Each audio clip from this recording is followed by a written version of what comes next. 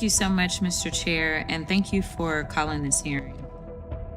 Since January, Donald Trump has used the full power of the federal government to attack Americans in cities across the country. In Donald Trump's America, you are at increased risk of experiencing militaristic operations in your home. Thank you, Mr. Chair. I appreciate you calling this hearing because what we're dealing with isn't just a policy dispute. It's a fundamental test of what kind of country we are becoming. Since the start of this administration's term, the executive branch has repeatedly used federal institutions as blunt force tools against the very people they are meant to protect. In city after city, Americans have faced disruptions that look more like military operations than public safety efforts. Families have had their neighborhoods flooded with unmarked officers, their rights pushed aside, and their voices dismissed as though criticism of the president is a crime, not a constitutional guarantee. Increased risk of being subject to detainment by mass thugs and wannabe vigilantes. Increased risk of suffering injuries due to reckless and illegal acts by rogue federal agents.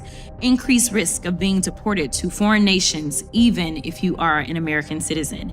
And you're at an increased risk of being targeted by federal government for criticizing the president and his friends.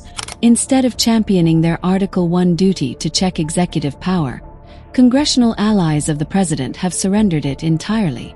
They've traded their responsibility to the public for loyalty to an individual. And because they've done so, federal agencies have been reshaped into political weapons. Agencies that once served the public now appear to operate as extensions of the president's will. The results have been devastating. Court orders ignored, federal law openly bypassed, and a government increasingly operating like a private marketplace where influence and access come with a price tag.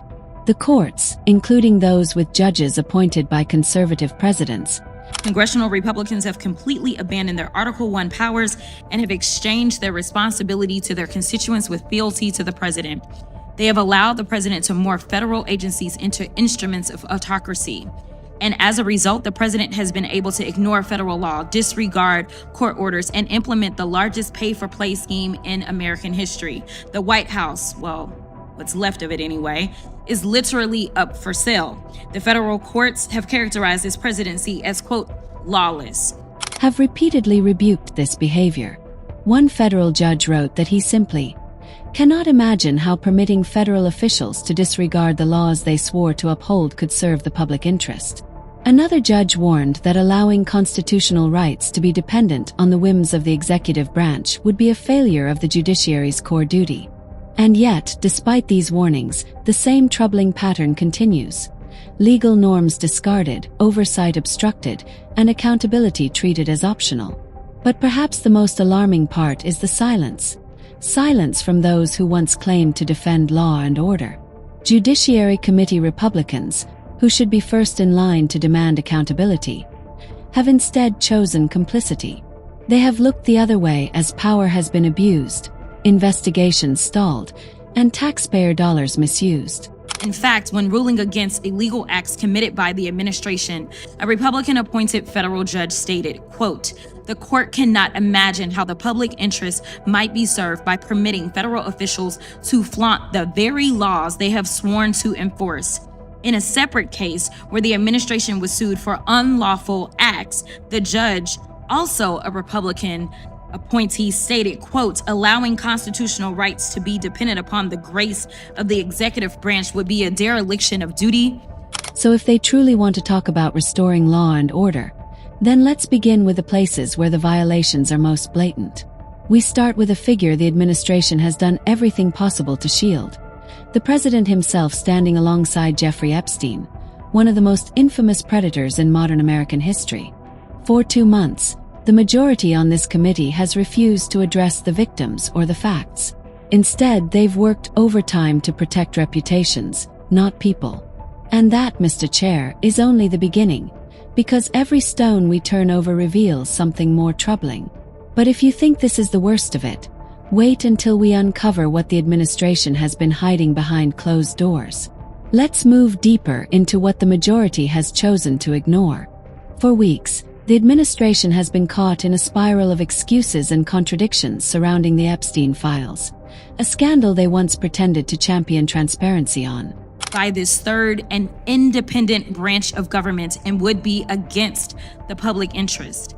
But in another case, the court summed it up perfectly by declaring, quote, "As is becoming far too common, we are confronted again with the efforts of the executive branch to set aside the rule of law in pursuit of its own goals." Judiciary Committee Republicans have been completely complicit in this corruption. But since they're so interested in restoring law and order, I have a couple of suggestions on where they can start. Number one.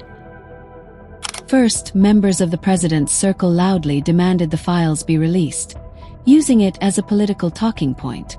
Then, in a carefully staged photo op, an administration ally declared, "The Epstein list is on my desk." Just days later, that same list supposedly didn't exist. Soon after, the narrative flipped again, with officials suddenly insisting the whole matter was nothing more than a Democratic fabrication. But now, after being cornered by public pressure, the president himself claims he supports releasing the records, despite actively refusing to comply with a congressional subpoena requiring exactly that. The shifting stories, the evasiveness, the outright denial, all of it points to one uncomfortable truth. Someone is terrified of what those files will reveal.